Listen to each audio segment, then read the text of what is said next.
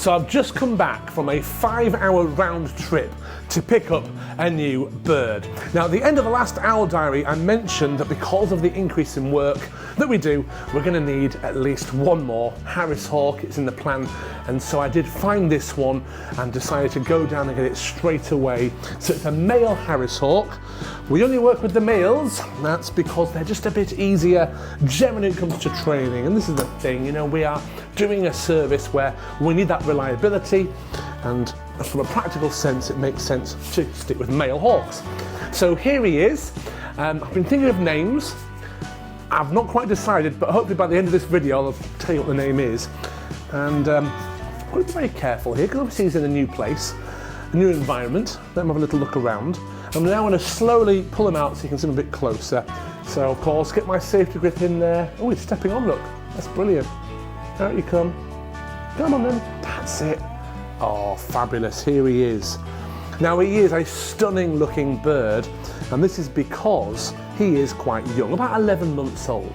This particular Harris hawk will molt this summer, and as you can see, he is actually quite calm and quite tame. He's having a look around the room here. First time being in this part of my house. This is where we kind of weigh the birds. The freezer of the food is here behind me. I have an aviary for him as well, and I ideally want him to live in the same aviary as Roland, who is currently 7 years old. He was creche reared, so he's a really great hawk to put with other hawks.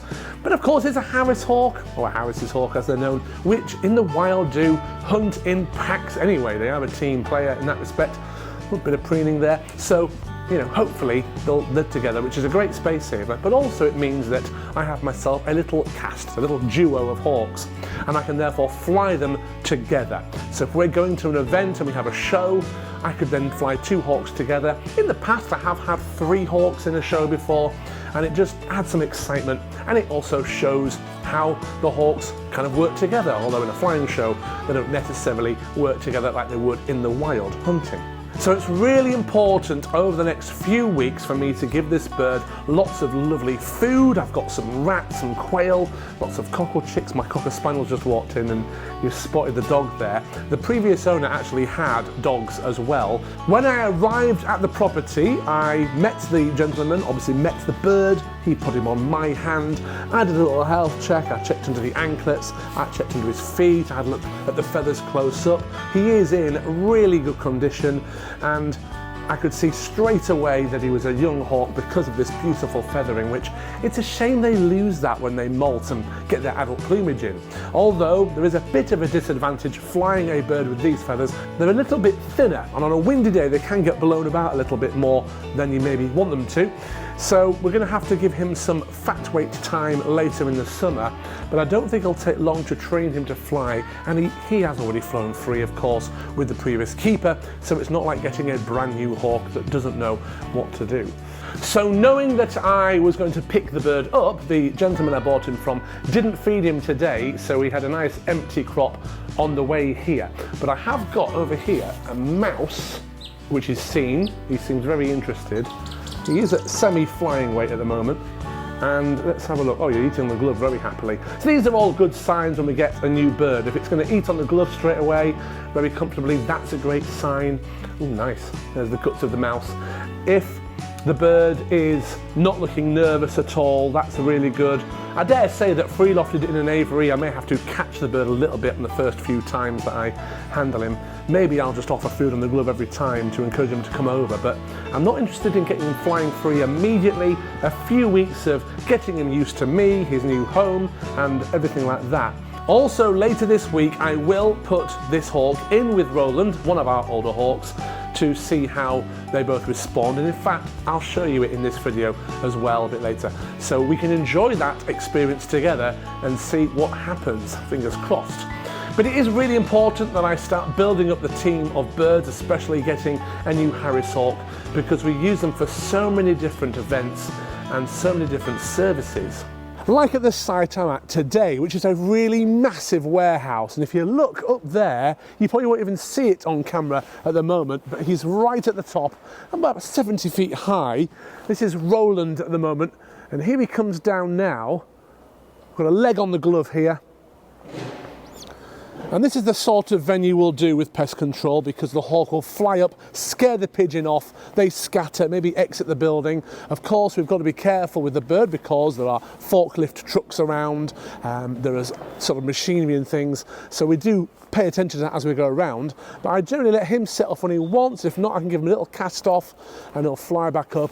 He's just landed on some boxes there, but essentially we can walk around the building, which takes about 10 to 15 minutes to go all the way around, and he will follow as we go. And this is one of the things our hawks are now doing every week, regularly at different sites.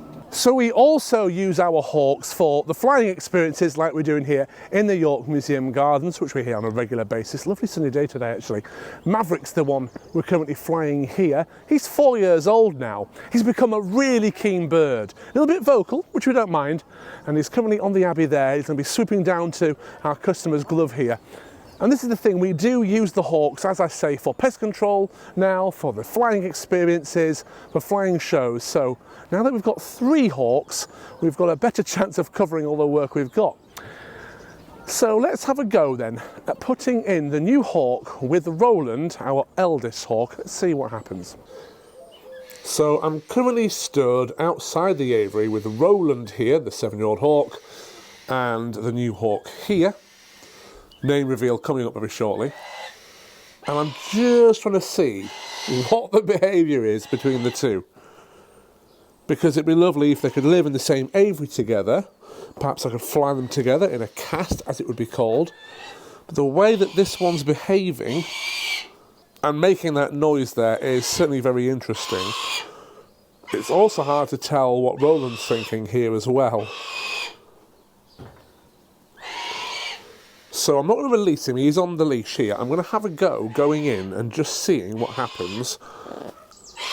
Okay, I'm now inside and Roland here just baited towards him. Yeah, that's what I thought. Okay. Right, I've now come back outside the enclosure. Clearly, they're not going to get on together. Now, there are lots of reasons as to why.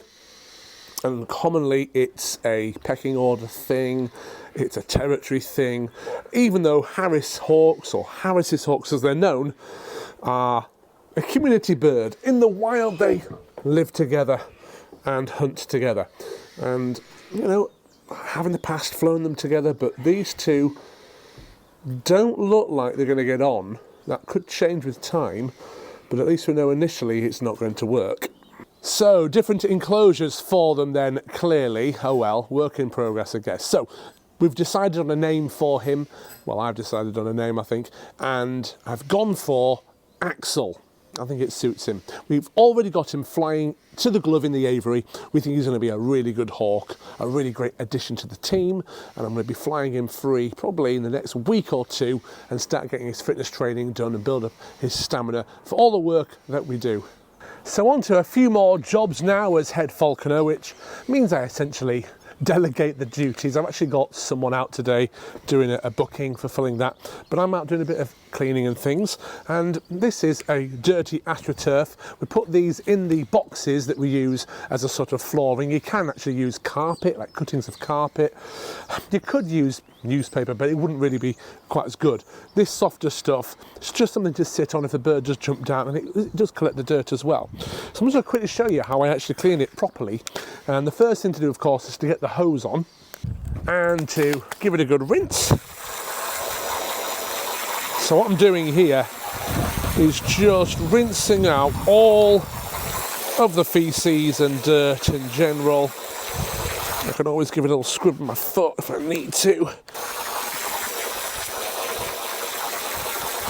Nice and thoroughly, and then I'll flip it over, make sure the back's done. And then it's just a case of letting it drip dry a little bit, and then I'm going to dunk it in an anti-bac solution. Right then, so I'm going to create what you would maybe call a sheep dip type thing. And I'm going to use a little pen here, write down the date today, which is the 16th of the 3rd, 24, and that just lets me and my team members know when it was last refilled. One of these would last a week easily, and I've got a lid on it to keep sort of rain and leaves and dirt and things out. And what I use is this one here, Fam30, which is a sort of a farm product. It has a 6-page document about all the kind of details about it. This is all wearing away simply because I've had this barrel for about 5 years. It costs about £120 or so. My price has probably gone up a bit since I last bought one, and it does last a long time because you're using only a very small amount. So I'm going to measure out, obviously this, I know the size of this. Once I've filled it with water, I've got a little measuring jug here and a spout as well, because it's a tricky thing to do without a nozzle, so to speak. So all I really need in this is about 50 ml, which is about that much there. As you can see, it's quite a dark sort of liquid.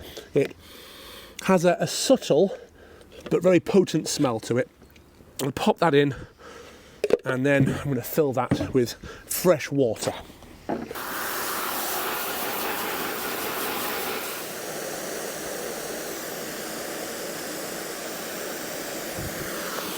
So I need to fill it up till it's just about full completely.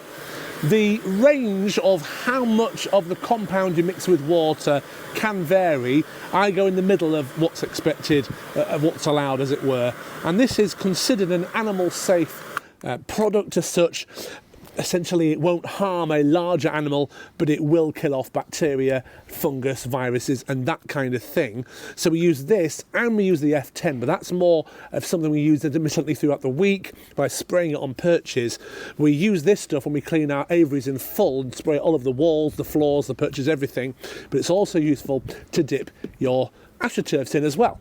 So here's the one I had earlier on. I'm going to dip it right in there and give it a few seconds, and then drain it off. The thing about plastic is it's a real good way of harbouring bacteria and viruses. They kind of cling on to it. And when you spray F10 on a perch or some astroturf like this, it does kill off quite a bit, but it won't necessarily actually get all of it. Whereas if you can dip it, you know, it really can. If only you could dip an entire aviary, that would be amazing. Right, I'm going to give the actual astroturf now a rinse as well. And you can see all the kind of foam just running free from it. And I like to get it to a point where you can sort of tell it's been fairly thoroughly rinsed out. And then I put it up to dry, hang it to dry so that it can drip dry, and if there's sunshine, it'll dry on that too. And take it inside later so that it's bone dry when it's completely finished. I can then put the lid on there, clip the lid on so that the wind doesn't blow it off, and we can use that for the next week or so for perches, astroturfs, and anything else we want to give a little dip clean with the Fam30. So in other news, we've got a very busy Easter holiday coming up. I'm actually working on lots of videos on the days I have free at the minute, and then kind of scheduling them out. And you may have noticed the new live video. Oh, by the way, yeah, there's a bearded dragon on my shoulder. I forgot about that for a moment there. It's just been sunbathing really, just walking around doing a few jobs. And as long as I don't put him near any of the birds of prey, he won't get eaten. He's called Rango, by the way. He's one of our new additions to the reptile collection. So we take him to school visits and events like that, essentially. So yes, as I was saying, lots of videos, including the new live videos, which we're going to try and do on a regular basis, actually, where you can actually join in and ask questions live and comment, etc. And it's just another way of getting more kind of interesting sort of video footage to you, if you like, really. And it's something I can do on an evening when it's dark as well, and that works out. But yeah, oh yeah, we went to a care home recently, and it was funny because the staff didn't think they'd seen us before, and I said, we've definitely been here before. And, I don't think you have. And, well, I'm sure if I looked at my books and things, I'd see that I had been. And then on the way out, after the visit, which they loved, by the way, we found this book, which shows the last time we visited on their little table on the way in as a kind of memoir, little kind of, it's like they've made some unofficial merch or something. And so that was really nice to see. At least someone knew we were there and produced that bit of material for us. Right, I'm going to go put this one back inside. I've got lots to do. Hope you enjoyed this owl diary, and stay tuned on the channel for more videos just like this.